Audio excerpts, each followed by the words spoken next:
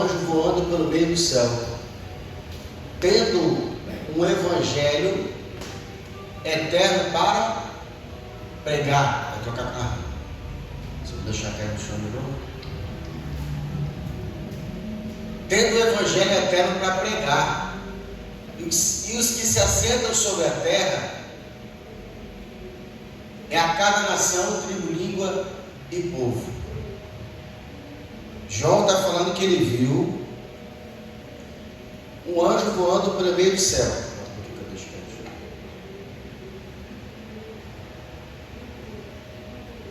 Tendo o evangelho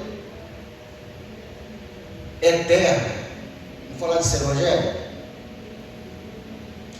Quantos evangelhos a gente tem?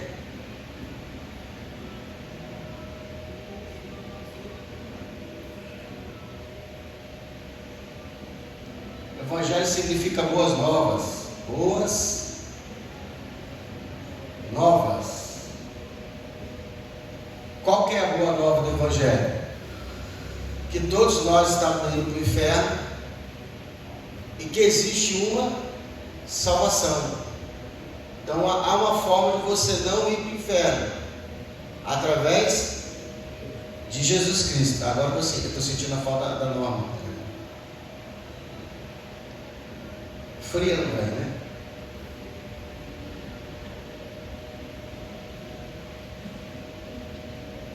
Boas novas.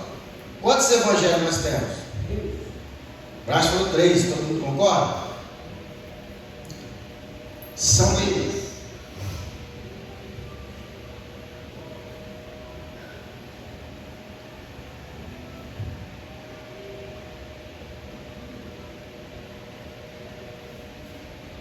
Evangelho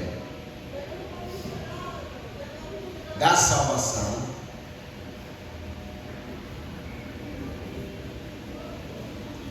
Evangelho do reino e o Evangelho eterno.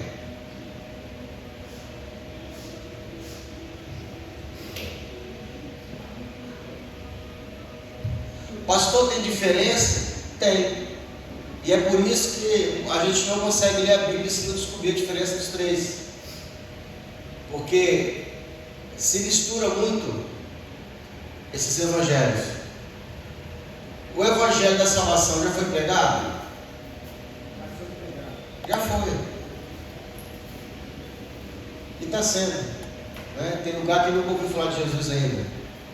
O evangelho do reino começou agora. Uns 15 anos, eu acho.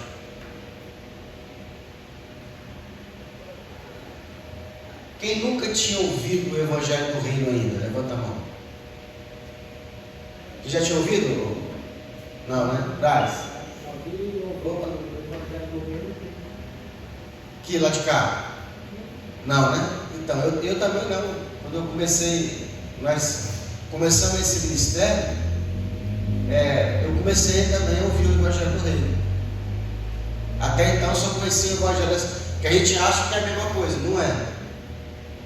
Então, esse daqui, só pode ser pregado se esse for.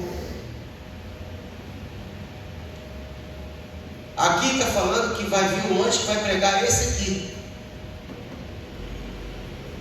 E esse aqui, ele não é para salvar. Porque ele vai ser pregado na grande tribulação. Qual é o intuito dele? Pregar para que as nações, né, as pessoas que formam as nações que não foram salvas, eles deem suporte para a igreja. Porque a igreja vai passar pela tribulação. Os vencedores dentro da igreja não passam. Então dentro da igreja nós temos as pessoas que são a igreja, formam a igreja, e dentro dela tem os vencedores. Então os vencedores serão arrancados antes da grande tribulação. Aí a igreja permanece na grande tribulação. E aí passa. Aí esse anjo vai vir voando e vai pregar o evangelho eterno.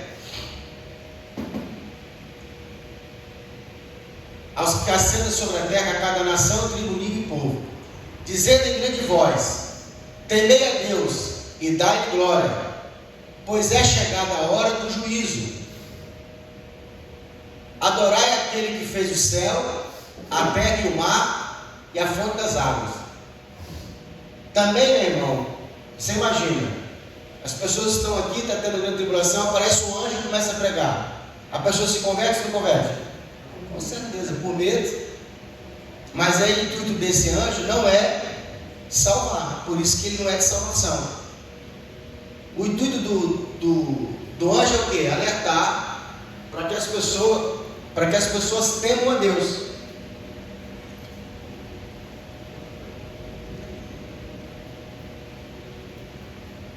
E temer a Deus também é algo divino, porque parece que se Deus ele forçar a barra, apertar, a pessoa se converte. Tem muitos pregadores que pregavam o inferno, acreditando que se a pessoa souber que ela vai para lá, ela vai o quê? Aceitar Jesus. E isso não é verdade. Porque o que faz a pessoa se converter é Cristo. É o Cristo dentro dela, formando dentro dela o arrependimento, convencendo ela do juízo. Quem convence o homem do pecado é Cristo. Então o Espírito Santo ele faz esse trabalho. Então não é o medo de ir para o inferno, porque tem muita gente que sabe que vai, não está nem aí, não tem força para caminhar.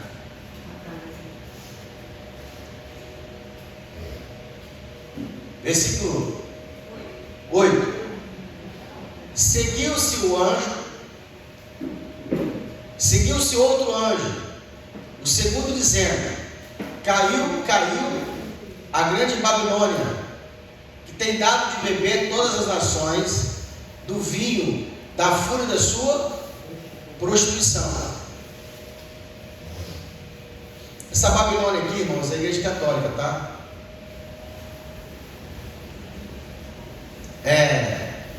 Ela também vai ser perseguida.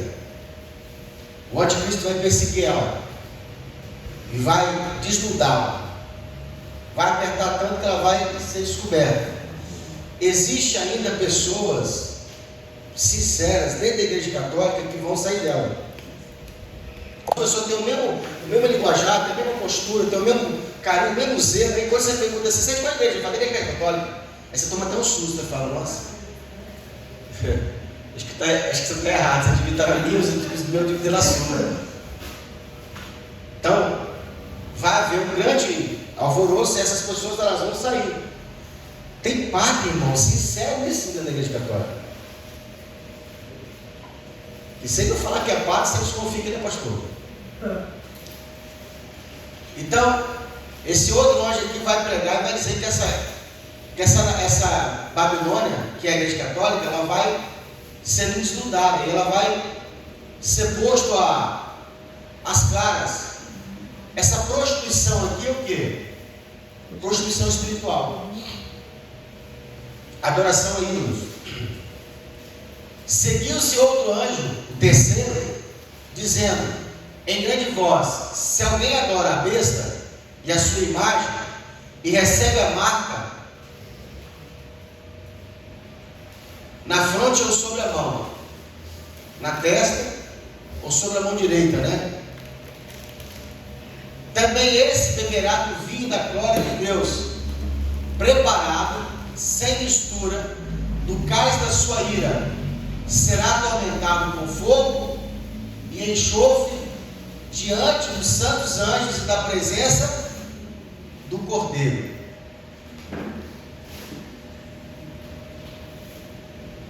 Perceba bem que essa pessoa que está sendo atormentada com fogo, com enxofre, ele está onde? No inferno ou diante do Cordeiro? Então não é inferno. Entendeu? Porque se eu digo que está no inferno, Eu estou dizendo que o Cordeiro está onde? E todas as vezes que a Bíblia fala santos anjos, está falando dos remidos. Porque quando fala de anjo, fala só de anjo, os anjos. Quando fala santos anjos, está se referindo à igreja. Oi? É castigo, é disciplina. Creio eu que são pessoas que são salvas e que vão aceitar o sinal da besta.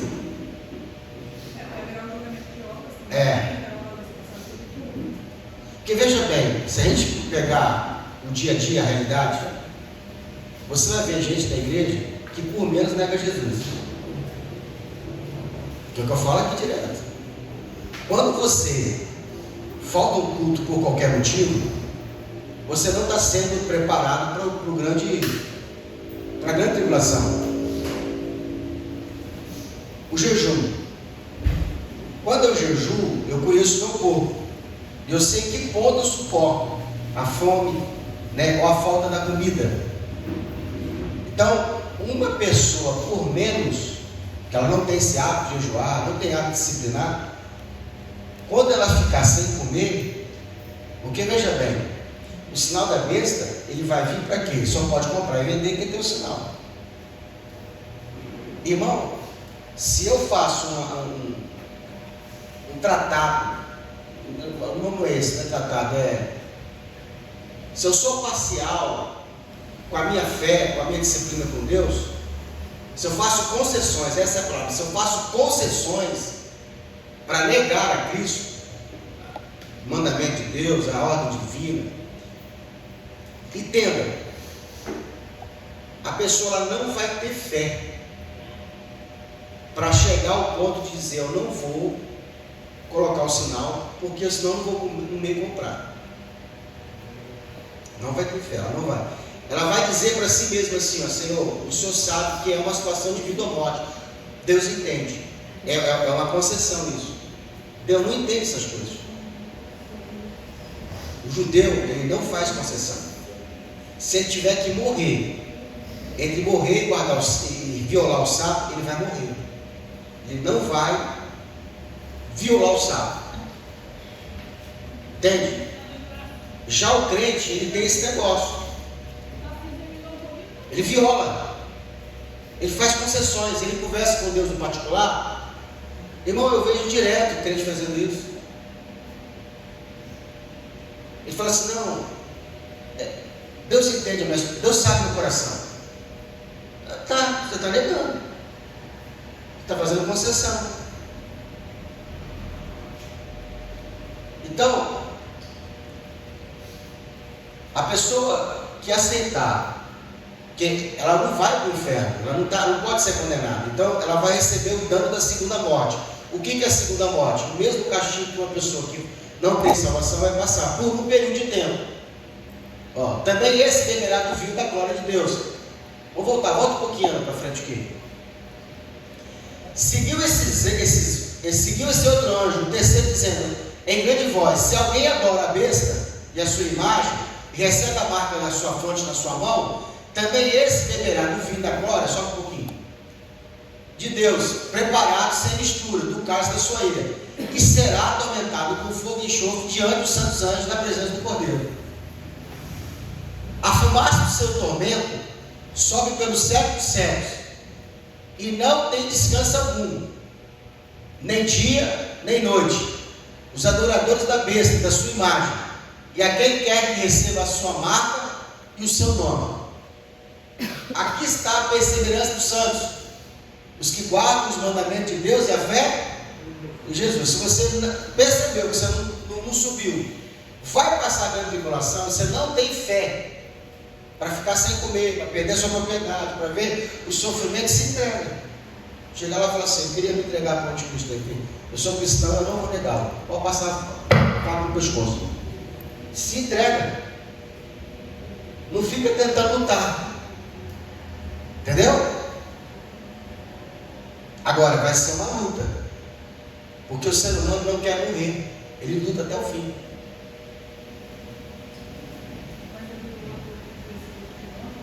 Oi? meio que ele foi marcado com a besta e ele também vai ser marcado. Ali é o castigo das pessoas que aceitaram o sinal. A gente está aqui especulando de que há a possibilidade também de crentes aceitarem e também sofrerão. Não, mas o 10 é isso. Os crentes que aceitarem, se for aceitar a marca da besta, o seu pecado vai ser exposto e vai sofrer por isso. Isso aí, vai sofrer na presença do sangue do Cordeiro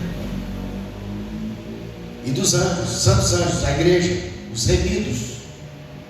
Aqui fala que a fumaça do seu tormento sobe no céu do sexo, não tem descanso, nem dia nem noite. Aí você entende a linguagem do Apocalipse, nem dia nem noite, nós estamos na eternidade. Mas é só para poder você ter ilusão de que é um sofrimento que não tem tempo de contagem, ainda que vai ser contado de uma forma que a gente não sabe como o tempo, porque tem 1000 anos. Entende?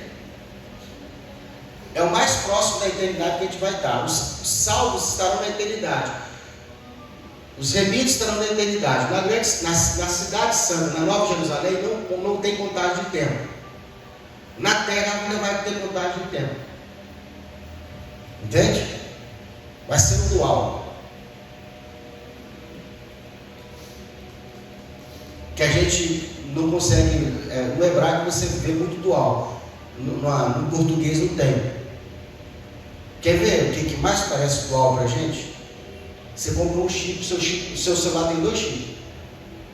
Ele é dual chip, entendeu? No céu tem muito disso dual. O chão lá onde Deus habita, ele é dual, é fogo e água. Chamai. Fogo e água, ao mesmo tempo que é fogo e água. Para nós não temos essa possibilidade. Então, quando vier a Jerusalém, vai estar a terra,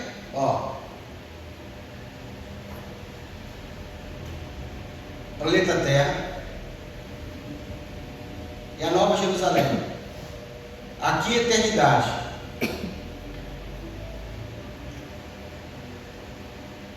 E aqui ainda tem tempo, porque vai ter 1000 anos. Mas nós, os que já foram vencedores, os que venceram, vai ter acesso ao quê? A esses 2 ambientes, que pode se chamar 2 mundos. Você vai poder entrar na Nova Jerusalém, que é a eternidade, e vai poder vir para cá. Os que estão aqui não podem vir para cá. Aquele crente que eu chamo de derrotado no sentido de não ter vencido a si mesmo. Qual é a sua luta? Olha o que Paulo fala: não é contra a carne e nem sangue, é contra a potestade do lado das trevas. A gente luta contra as investidas do diabo em nós. Você se converteu, certo? Só que ainda está em fase de conversão. Os nossos desejos ainda não saíram de nós. E aí você precisa fazer o quê? Vencê-los, dominá-los. Então quem é o crente vencedor? É o crente maduro, é o crente que venceu, é o crente que domina a si mesmo. Pega uma pessoa madura. Como é que eu consigo dizer que alguém é maduro? Quando ele consegue dominar os sentimentos. Essa semana, por exemplo, tem um rapaz lá que ele aluga carro comigo. E aí já saiu umas 2 vezes. Uma eu mandei ele embora, tomei o carro dele, da vez ele voltou. E da vez ele saiu de novo para entrar em outro lugar. E agora ele voltou. Está lá trabalhando, mandando a diária dele. Teve uma briga no casamento. A esposa lá brigou com ele. Aí ele foi entregar o carro. Eu perguntei, mas o que houve? Ele não fala comigo. Ele fala com outra pessoa que fala comigo. Aí eu já sabia que era por causa da esposa. Eu falei, rapaz, vamos conversar, trabalhar. Não, olha, não, eu vou tirar um tempo aí. Por que ele vai tirar um tempo? Porque ele está emocionalmente abalado. E o que ele fez? Abandonou. Já madura, a pessoa madura. Com dor ou não, vai trabalhar. Bem ou não, vai trabalhar. Ou é só eu que faço isso? E aí, Jamil? Tá bem? Você fala, não vai trabalhar, liga pro patrão, fala, tô legal, não briguei com a esposa. Hã? Vai trabalhar. E aí, Marcelo? Brigou com a mãe lá, você falou pro patrão, fala, vou ficar em casa que eu não tô bem, não. Briguei com a mulher aqui, tipo, tá, quebrou o pau. Irmão, o maduro, o que ele faz? Ele engole seco. Ele tem responsabilidade com o quê? Com o compromisso dele. Você enterrou um parente, você chora, está mal por dentro, mas não precisa trabalhar. O patrão te deu 1, 2 dias para você fazer o luto, terceiro dia você tem que ir.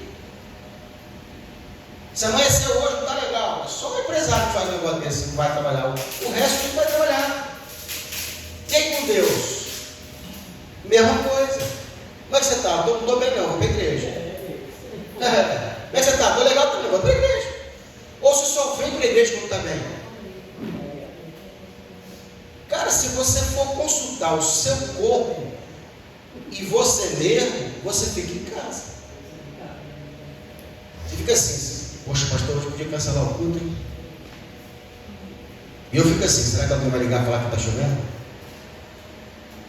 Você entendeu? Então quem é o vencedor?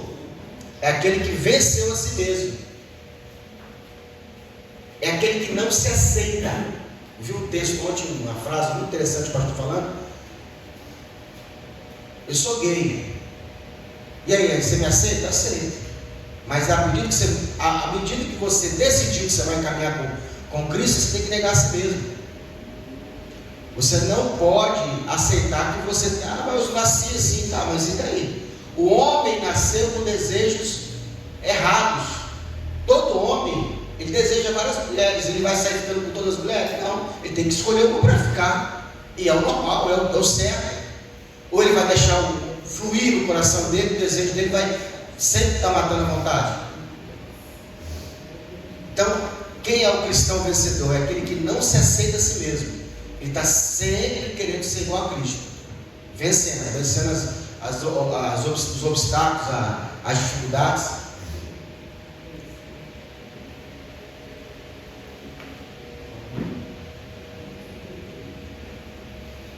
Vamos lá. Então ouviu a voz do céu dizendo: escreve, bem-aventurados os mortos, que desde agora morrem no Senhor. Sim, diz o Espírito, para que descanse das suas fadigas, pois as suas obras o acompanham. Deixa eu ver como é que está na minha Bíblia, porque minha Bíblia está diferente. 14, 14? 13, 14?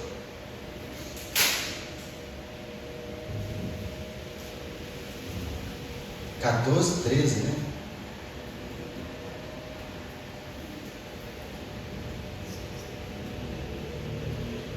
É isso mesmo. Ouvi a voz do céu que dizia: escreve, bem-aventurados os mortos, que desde agora morrem no Senhor. O desejo de Deus, Ana, é que você morra. Ah, pastor, Deus quer que eu morra? É. O desejo de Deus é que você morra. E todos os dias tem que falar assim: eu tenho que morrer hoje. O que é eu morrer? O seu eu. Dentro de cada um de nós existe o ego. O que é o ego? É o seu eu, as suas vontades. Essas vontades têm que morrer. Se você morre e Cristo fica no Senhor, e você vive para Deus, tudo que você fizer dali por diante, todas essas obras elas são contadas e você receberá galardão, recompensa. Entende? E se você não tiver a obra, fica devendo. Então tem que ter obra. Pastor, quais são as obras? Todas que você puder fazer no Senhor. Tudo que você faz para a obra ganhar, é contado como obra. Desde que o Senhor te impulsionou.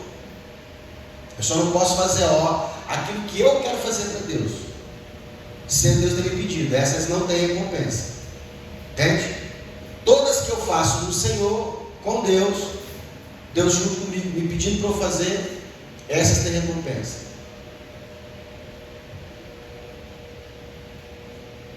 Versículo 14. Eu olhei, e eis uma nuvem branca, e sentado sobre a nuvem, semelhante ao filho do homem, tendo na cabeça uma coroa de ouro, na sua mão Uma foice afiada.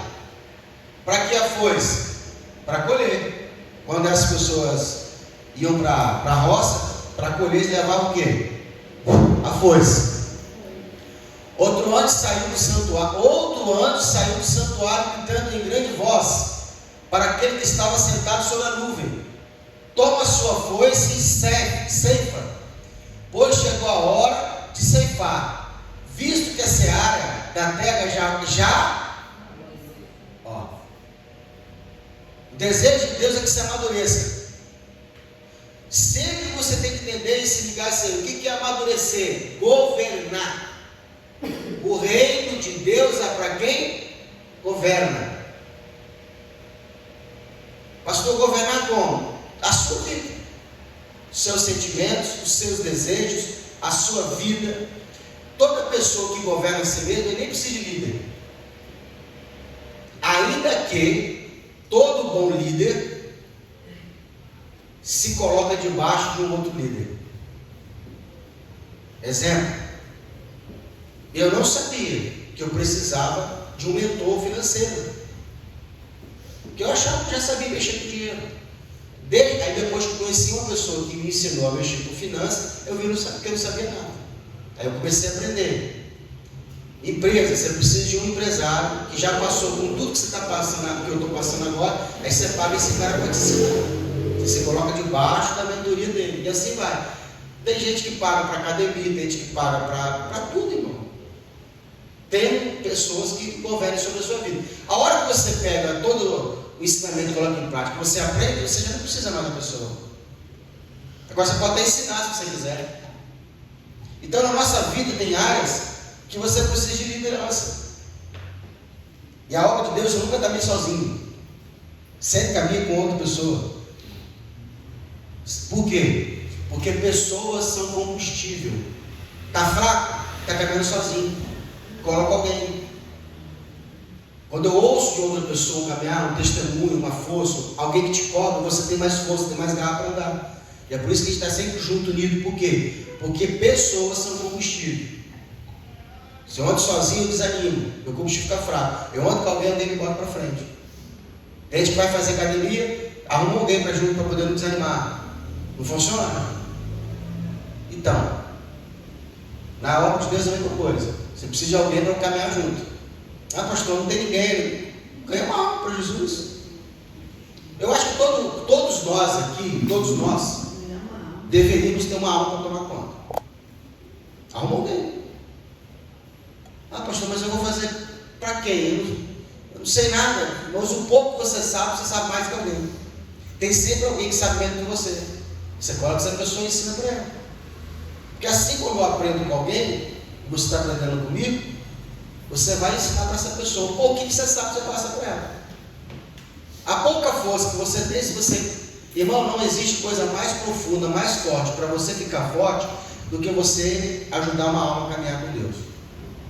Padrinha, faz lá, seja o padrinho, seja a madrinha, espiritualmente falando, de alguém que a Bíblia chama de tutor. Não, tem que dar alma para Jesus, eu vou caminhar com essa pessoa, eu vou colar com ela, eu vou ligar para ela, é adotar, sabe, alguém na fé.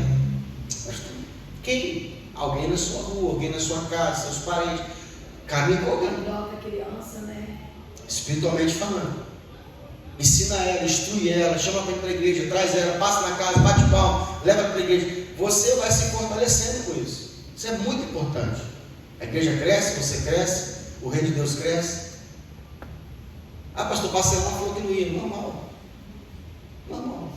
Tem quanto tempo que a gente escuta junto? Eu sei. Uns 4 anos, né? Agora eu colei com ela, falei que eu não largo mais de jeito nenhum, né? Estou colado com ela. Quando vai dando a hora, fala, cadê você? Pastor, não, vou junto. Entendeu? Lá para ir 90, passamos rapidinho lá, cobri a minha brecha. Eu cobri lá na hora, não, vamos junto, né? Em 2 dias eu falei, olha, não acredito que você não me avisou, olha. Eu achei que você sabia que a gente ficou ontem. Eu falei, oh meu Deus do céu. Eu prometi pro pastor que eu não ia mais faltar, olha. Aí como ela veio, já veio me avisando antes, já deu tempo de cobrir, não foi? Então isso aí é importante. Sempre tem alguém que você pode ensinar. Estou lá mexendo nos carros, lá trabalhando com os meninos, estou sempre pregando para eles. Estou sempre ensinando a eles, estou sempre falando. Não pode trazer isso para cá, mas eu estou ensinando lá. Isso te fortalece, isso te faz você ficar vivo, se sentir útil para a obra de Deus. Então saiu do santuário, que se encontra no céu, outro anjo, tendo ele mesmo também uma foice. Quem vai fazer a colheita é os anjos. Tem aquele negócio que a gente, como crente, fica preocupado com o irmão. Não, está todo errado, não. Deixa ele. Cuida da sua vida.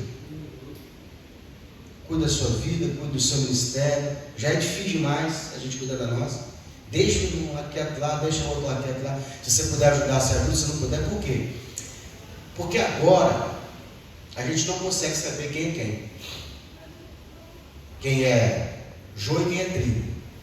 Quem está de engano, quem está de falsidade, quem está de verdadeiro. Às vezes a pessoa... Irmão, é tão complicado isso, porque às vezes o marido, ele é fiel, ele é trigo, e a mulher é joio. Você vai mexer com o marido, você vai acabar arrancando um, vai ser os dois, vai perder os dois. Então deixa o anjo fazer a colheita dele. Quando chegar no tempo certo, o anjo vai colher. Quem foi sincero vai ser separado, quem estava de engano vai ser separado. É um trabalho do anjo, não é nem nosso. A gente não sabe. E é muito complicado isso. Saber quem vai ficar, quem vai ir. A gente tem que estar sempre induzindo a pessoa a ficar. Às vezes, puder ajudar, a gente ajuda. Deixa a colheita do mal para os anjos. Saiu do altar outro anjo, aquele que tem autoridade sobre o fogo, e falou em grande voz ao que tinha a foice afiada, dizendo: toma tua foice afiada e ajunta os cachos da videira da terra, porquanto as suas uvas estão amadurecidas. Toda pessoa, essas frases, videira, uva, parreira, que são comparações com plantação, é uma maneira pedagógica de ensinar de quando você colhe uma fruta, quando está madura. Então, o que Deus deseja de nós é o quê? Que você amadureça o quanto antes possível. Amadurecimento tem muito a ver com compromisso. Quem não quer compromisso não está maduro. Quem rejeita o compromisso de Deus, as coisas de Deus, não está maduro. Eu lembro exatamente o dia que Deus falou comigo assim: então, chegou o tempo de você amadurecer. E aí eu falei assim, achei uma palavra diferente que Deus falou comigo. De lá para cá eu vi como que Deus foi confiando coisas grandes na minha mão. E assim, quanto maior é o ministério, maior é a dor que Deus te coloca em dor. Por isso que eu falo que às vezes a pessoa não entende. Vai chegar um tempo de amadurecimento que as suas lágrimas não faz diferença com Deus. Ela não move o coração de Deus lágrimas. Você pode chorar ou não, que não faz diferença nenhuma.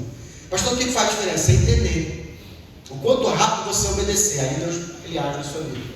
Agora, maior responsabilidade, tem maior intimidade, mais rápido Deus te responde as coisas. E tudo tem a ver com o que Deus te entregou. Tudo tem a ver com o propósito que Deus te deu. Porque logo que a gente começa na obra de Deus, a gente sempre começa com o intuito de nos abençoar. Alguém veio porque estava passando uma luta no mundo, alguém veio porque estava desempregado, alguém veio porque a casa não estava desmontada. Então assim, a nossa vinda para a obra sempre foi com interesse próprio. E é normal. Até muitas vezes Deus usou esse seu problema para te atrair. Quem que não veio porque estava passando por uma dificuldade, ou veio porque precisava de Deus de alguma forma? E veio. Chegou aqui, Deus tratou, Deus curou, Deus te abençoou. Mas chega um tempo onde Deus te separa para você servir a outras pessoas, que é o ministério. O ministério nunca é para nós, é para outro. Então, eu vou gravar um CD. Eu não vejo muito nisso não sei que Deus chamou mesmo, né? O que a obra vai ganhar? O que o reino vai ganhar? Então foi comigo porque estava madura. O anjo passou a foice na terra, vitimou a videira da terra e lançou no grande lagar da cólera de Deus. Separou. Pegou os que eram de Deus, separa, pega os que não são e separa. O lagar foi pisado fora da cidade e correu sangue do lagar até os freios dos cavalos, numa extensão de 1.600 estádios. Isso aqui é literal, tá? Quando Jesus descer, ele vai pisar nas pessoas ímpias como se pisa em uva literalmente falando. A facilidade que você tem de esmagar uma uva serão as vidas das pessoas que serão ceifadas na terra. Todos os ímpios serão mortos, que é o que o mundo chama de fim do mundo. Vai ter tanto sangue na terra que João viu que na altura dos feitos cavalos. Para você ter ideia, você tem que pegar um cavalo e botar mais ou menos na altura onde fica o freio na boca dele para baixo, a altura de sangue que vai ter na terra. É um mar de sangue, porque muita gente vai estar o quê? Morta.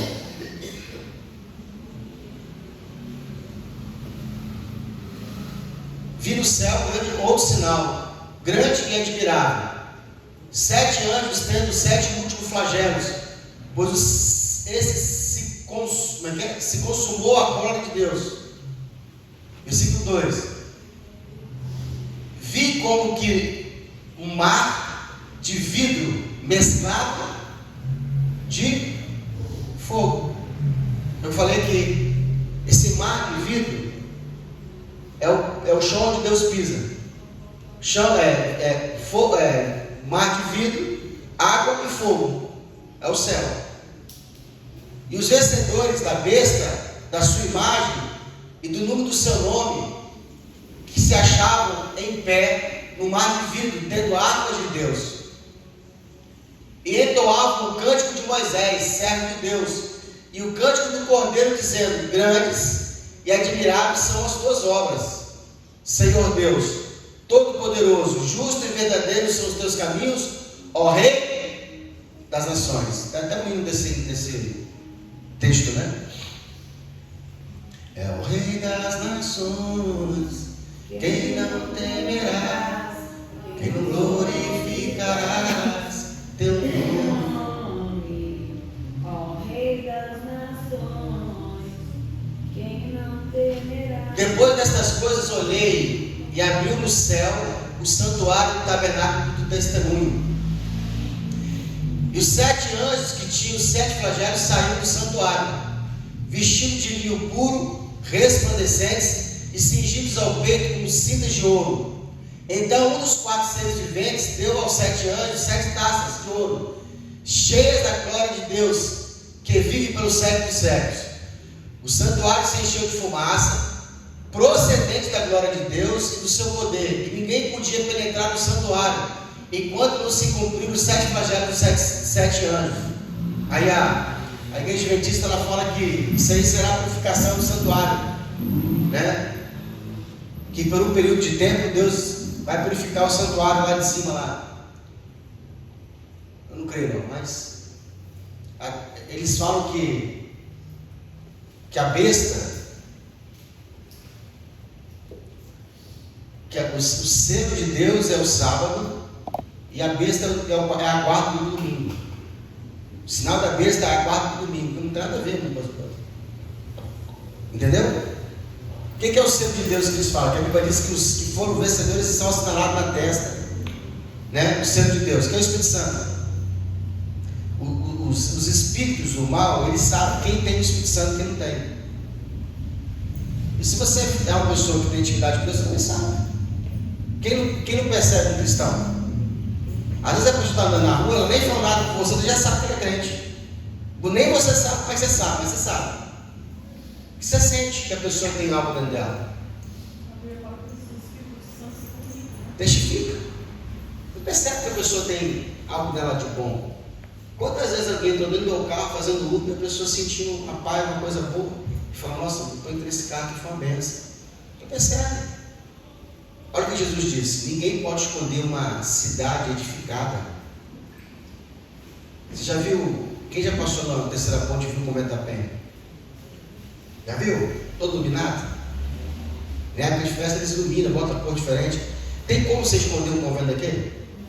Está iluminado, não tem como esconder. A Bíblia compara a nós, o cristão, que tem luz, da mesma forma.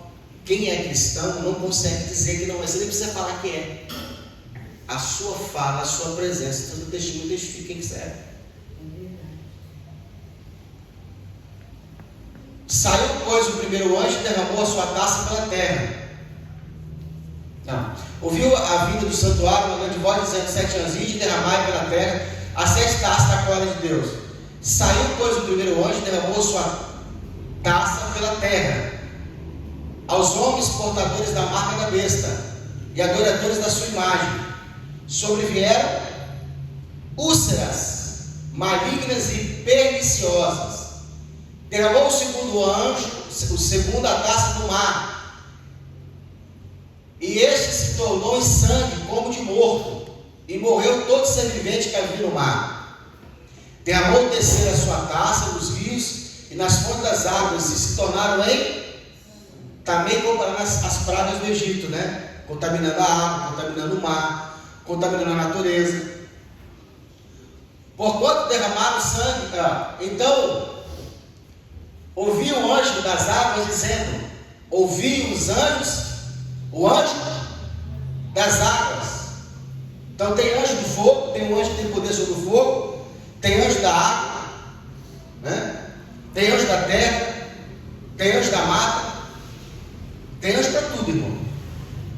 E é por isso que você vai ver o cara fazer macumba, ele tem que fazer a macumba onde? Na mata. Tem o que faz aonde? Na encruzilhada.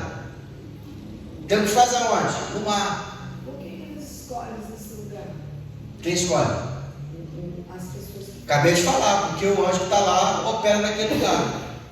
Tem um anjo que opera no mar. Qual que é o anjo do mar aqui do Brasil? Iemanjá. Essa pessoa vai lá e oferece o quê? Uma oferta, uma oferenda para Iemanjá. Bota no barquinho, né? Dá os 3 pulinhos. Campanha. Né? Tem anjo do fogo. Tem oferta que o anjo do fogo pede, que a pessoa tem que lançar o que? O sacrifício do fogo. Antigamente em Israel, eles lançavam os filhos dele dentro do fogo. Entendeu? Aí você fala, é verdade, é verdade. Aí você vai ver na festa junina a pessoa por uma fogueira. É a minha festa pagã. E eu ouvi falar que morre muita gente com fogueira de quadrilha, tá? Diferente. Satanás vai pegar para ele. Então, esses trabalhos continuam. Eu vi uma mulher hoje falando testemunho no Instagram, que ela ia no cemitério, pegava ali, violava o cadáver, arrancava o osso do corpo ali, ou então pegava já os ossos, né, de sepultura, raspava aqueles ossos ali para fazer feitiçaria. Irmão, se rapar o osso de um cadáver, colocar na bebida, a pessoa pegar, ela fica doida na hora. Perde a consciência. Perde a consciência. Bota na vela. Tem gente que pega a gordura, né, faz sacrifício, pega a gordura do corpo, derrete, faz vela, para fazer portal para invocar o Satanás. É muita coisa ruim no mundo. Não aceite, tome muito cuidado com a roupa dos outros. Entendeu? Roupa não se empresta, fica trocando de roupa aí. Muito cuidado. Tinha um caso que o pastor contou lá, o pastor contou na live, estudo nosso. Tinha uma irmã que ela tinha uns 30 anos que ela era casada. Ela nunca tinha caído do marido, mas ela sempre tinha desejo de ficar com o namorado dela. Ela nunca esqueceu o namorado. E ela foi conversar com o pastor. Por que ela tinha essa perturbação na cabeça dela de sempre encontrar com esse cara e ficar com ele? O pastor perguntou assim: como é que foi o término do namoro? Terminamos, brigamos lá e terminou e tudo. E ela perguntou assim: você teve algum presente que você deu para ele? Ela falou: eu tenho uma calça até hoje guardada. Ele falou: que é uma calça.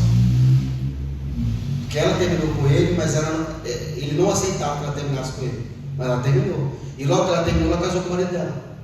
Se logo a próxima pessoa com que ela ficou foi o marido dela. Só que ela guardou a calça. Ela nunca usava a calça, mas guardou a calça. Perfume. A gente bota coisa no perfume. Então, não é bom ficar. Portal, né? Portal do mal ali. O diabo usa isso para ter acesso à nossa vida. Você sai fora, entrega, manda a pessoa, entrega, não tem mais relacionamento, destrói. Tem um texto na Bíblia onde Davi ele foi perturbado por uma perseguição espiritual. E ele tinha uma joia que ele carregou, ele destruiu um ídolo. E nessa guerra ele pegou a coroa do rei, que era pagão, ele segurou uma joia que havia na coroa e guardou. E essa joia fez com que o mal viesse sobre a vida dele. A hora que eu achar um texto, eu vou trazer para vocês. Ah, pastor, mas a roupa não tem poder não. Aonde foi que a mulher do céu tocou em Jesus? O que aconteceu? A virtude estava nele? Passou para ela. Se a virtude estava na roupa, passou para ela, curou ela, você acha que o mal que a pessoa vai passar pela roupa? O que o macumbeiro pede para fazer o trabalho? Traga uma peça de roupa. Foi diante disso que a Igreja Universal pediu para as pessoas trazerem peça de roupa para orar pelas pessoas, porque o efeito é o mesmo. Se a macumba é feita com uma peça de roupa e amarra a pessoa, traz uma peça de roupa que a gente vai te fazer o trabalho, e te faz. Que é o contato mais próximo da pessoa.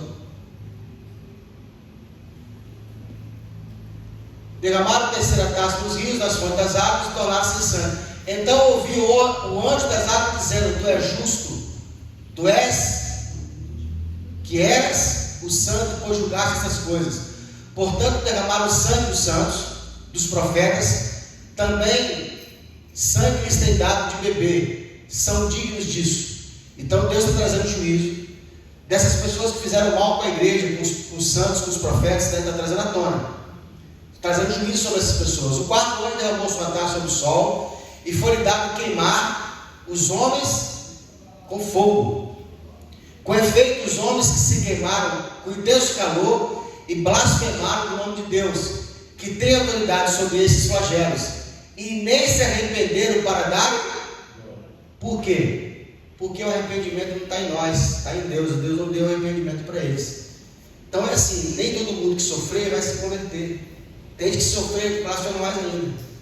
A gente acha que sempre se Deus apertar, a pessoa não, tem gente que morre até o final, ele morre mesmo. Porque o arrependimento é algo divino. Para não, deixa eu ver. 13, 10? Ou 14? Hã? 16,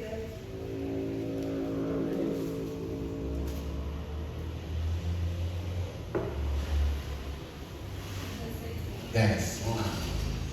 Derramou o quinto sendo a sua taça sobre o trono da besta. Derramou o quinto a sua taça sobre o trono da besta, cujo reino se tornou em trevas.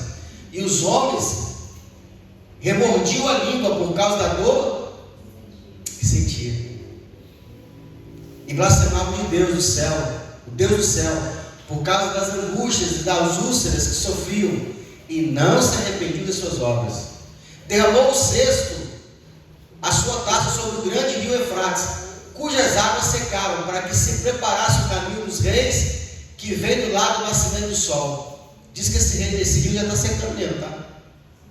Então vi sair da sua boca do dragão, sair da boca do dragão, da boca da besta, da boca do falso profeta, 3 espíritos imundos, semelhantes a rãs.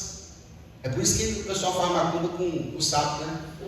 Costura lá a boca da pessoa no sapo, por causa disso aí, porque são esses. Aí tem gente que pega sapo e bota dentro de casa porque fala que é sinal de prosperidade. Já viu o sinal de prosperidade? Bota um sapinho? Aí lascou, hein? Não, tem um negócio desse aí. O pessoal pega um sapinho,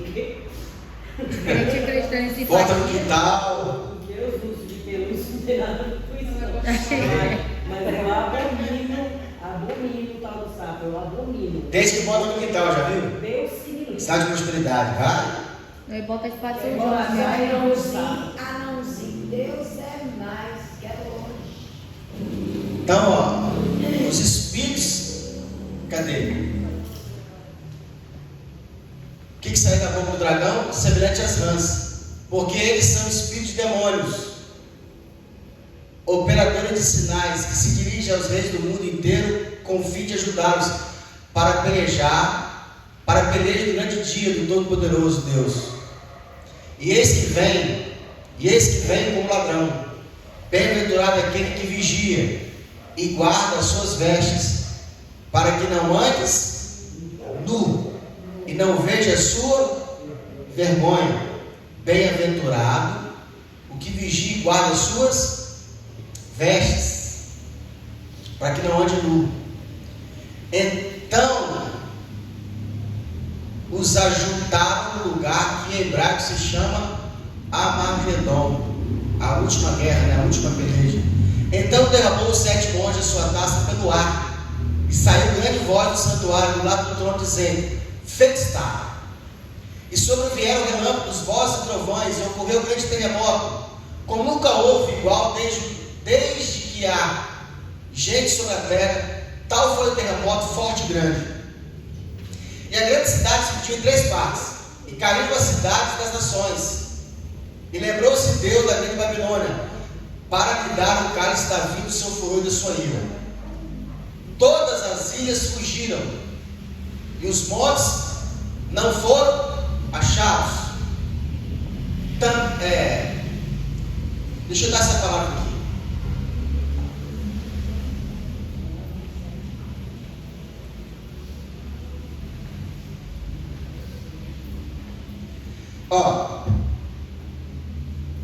Eu já ouvi relatos de que a terra de Adão, ela era um lugar só, assim, toda a terra era unida. E essa separação que a gente tem hoje dos continentes, né, que estão tudo separados, isso vai ser juntado. A ideia é que se junte tudo num lugar só, como era antes. E não haverá mais montanhas. Tudo vai ser aplainado. Porque se tirar a água da terra,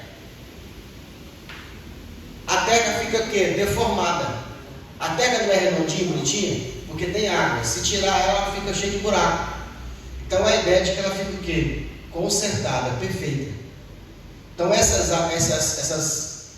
coisas de montanha, montes, tudo aí é deformações devido ao pecado. Então a ideia de quando Deus for fazer uma nova céu, nova terra, é que não tenha isso. Então, todas as ilhas fugiram, os montes não foram achados. Os montes, que montes é esse? Montanha, né? Também desabou do céu sobre os homens grande saraiva, chuva de pedra, com pedras que pesavam cerca de 1 talento. E por causa do flagelo da chuva de pedras, os homens blasfemavam de Deus, porquanto o flagelo era sobre grande. Deus vai matar eles de várias formas. Vai matar com úlcera, vai matar com praga, vai matar com peste, com fome, com sede, com doença, com pedrada. O que você faz com a pessoa que está com raiva? Tacar pedra nela, né? Deus vai estar com tanta pedra, tanta raiva dos outros, vai tacar pedra nos outros. Você imagina a pessoa sair, Marcelo, da rua, de casa, para blasfemar de Deus. A Bíblia diz que eles vão travar o braço assim para falar mal de Deus. Tipo assim, aqui para você, de tanta raiva que eles vão dar de Deus. O que vai fazer? Dá com a pedra lá de cima. Cai uma pedra de 20 quilos na cabeça da pessoa. Matou. Como é que você acha que Deus matou o Satanás? A Bíblia diz que Deus jogou o lúcio lá de cima e tacou a pedra nele. As armas de Deus. Deus fazendo minha vingança. Vai tacar pedra nos outros. Veio um dos 7 anos que tem as 7 taças e falou comigo dizendo: vem mostrar-te o julgamento da grande meretriz, que se acha sentado sobre muitas. A grande meretriz, a grande prostituta, muitas águas, povos, línguas e nações, muita gente, com quem se prostituem os reis da terra, e com o vinho da sua devassidão, foi com que se bebedaram os que habitam na terra. Transportou-me o anjo em espírito a um deserto e vi uma mulher montada numa besta escarlate, besta repleta de nomes de blasfêmia, com 7 cabeças e 10 chifres. Escarlate é vermelho, né? Vestido de vermelho. Aí você vai no Vaticano e são de quê? Tudo vermelho. Tem os chapéus dos oficiais do Vaticano é em forma do rabo de um peixe, Moloque. Depois você pega lá o Moloque, ele tem, é assim, Pode pegar lá o chapéu do arcebispo, que é assim. Aí você pega esse símbolo aqui e vai lá na maçonaria.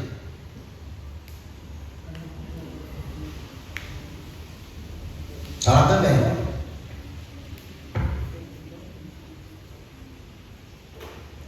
Aí depois você abre o seu e-mail, é o símbolo do Gmail. Cara, eles estão em tudo. Eles dominam o mundo.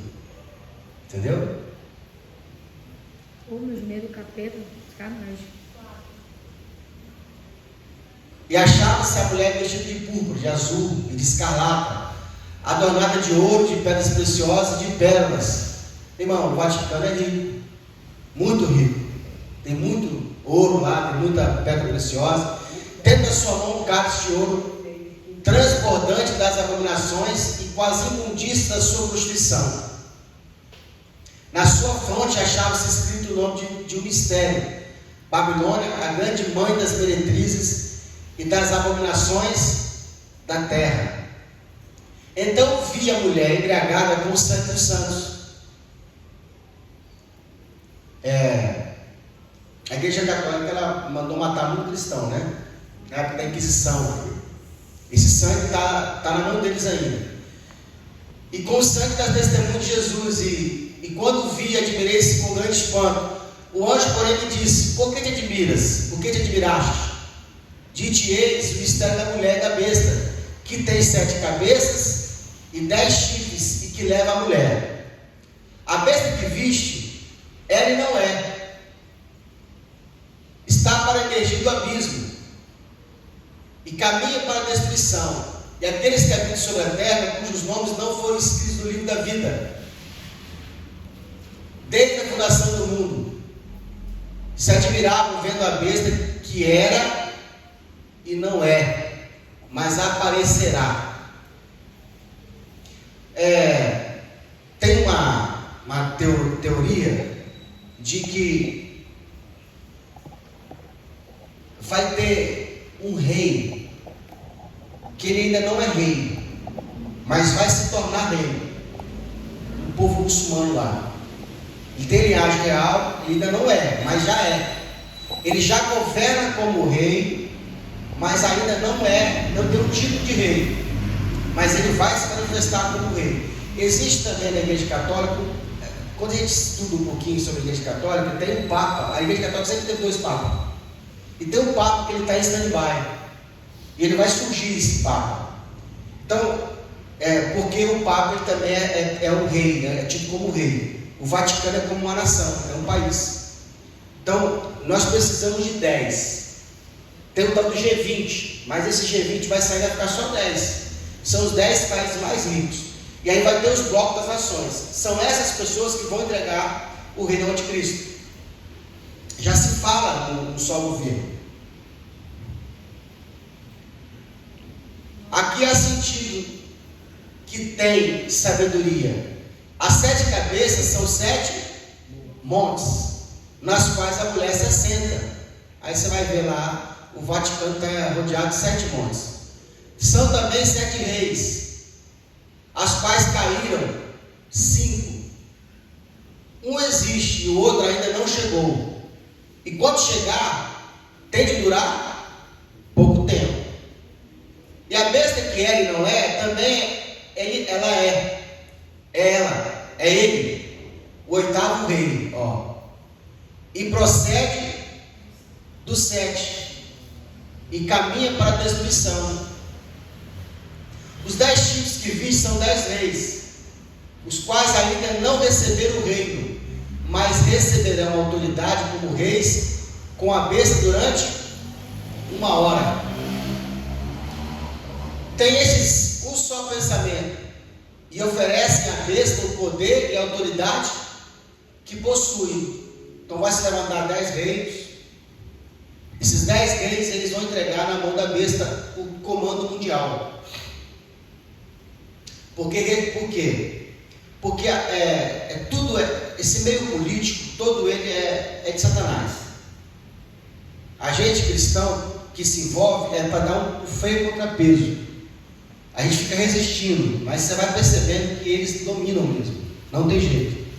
E eles vão governar, a besta vai fazer o reino dar na mão deles, e eles vão entregar o governo para o anticristo. Isso aí não tem jeito, não tem como não ser. Vai acontecer, é o sinal. Pelejarão eles contra o Cordeiro, e o Cordeiro os vencerá, pois é o Senhor dos senhores, o Rei dos reis.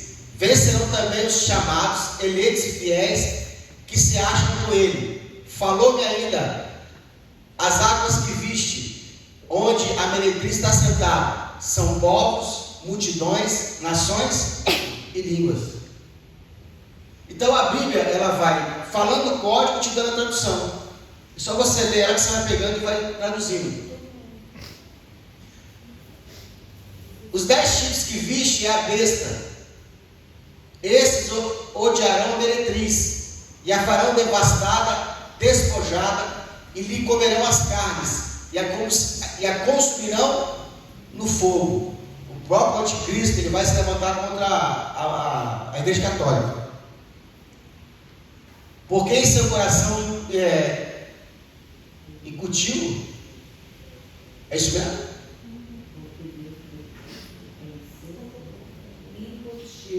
Porque em seu coração incutiu Deus que realizasse o seu pensamento, executem a uma e deem à besta o reino que possuem, até que se cumpram as palavras de Deus. A mulher que viste é a grande cidade, que domina sobre os reis da terra. A mulher que viste é a grande cidade. Cadê? Volta um pouquinho para trás.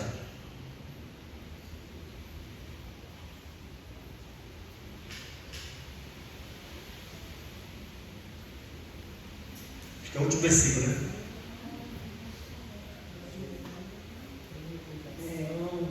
Está lá para cima. A mulher que viste é a grande cidade, que domina sobre os reis da terra.